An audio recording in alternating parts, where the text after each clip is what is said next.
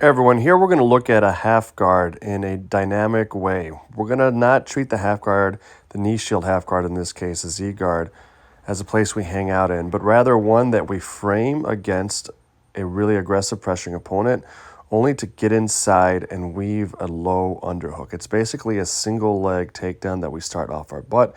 In the words of Professor Robert Drysdale, who we were stealing this from, and we've used this to great effect, this approach in recent years in fights and grappling competitions.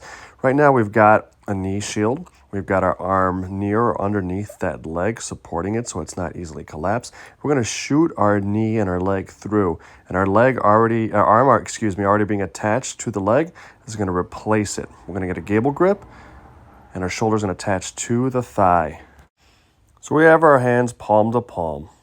My bottom leg is still underneath like a half guard. I could have my foot on the mat. I could have it crossed over Roger's calf, but it's not so important. We're doing this slowly for illustrative effect here, but in reality, you want to shoot, get that underhook, connect your palms together in a gable grip, have your, in this case, my right foot as close to me as possible, so my heel is close to the butt as possible. We're loading up a spring. So we kick through, and we either land with our heel nice and close, or we adjust it right away. In this instance, Roger's still pressuring forward. He may be working that whizzer, as we see.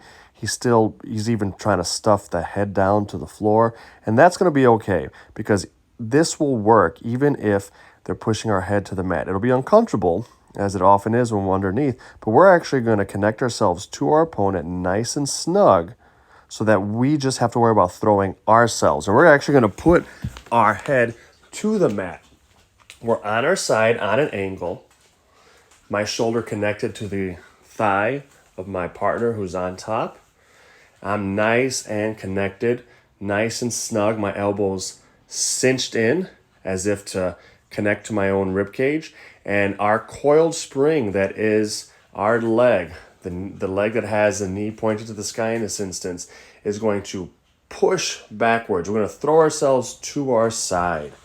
Because we're connected to our opponent, they're going to come with us. Also, their pressuring forward is going to create some momentum. We're going to do this in reality as fast as we can. We kick through, get to our gable grip, get our foot position, get our shoulder connection to their thigh, and immediately upon touching or as close as possible, we're going to push back to our side. We're in decent position here if we make them go forward after getting our low underhook, after connecting ourselves nice and securely, and then throwing ourselves and making them come with us, right?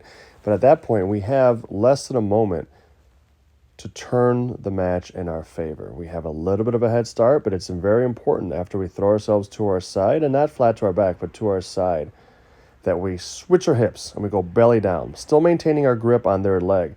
We switch our hips.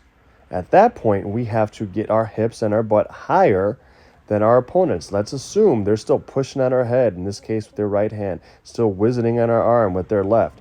At this point, we're in a dogfight position, and we've got to get our hips higher than theirs. I'm going to get up to my toes. I'm going to drive forward, hit an angle towards their back, and we can complete a Russell up takedown.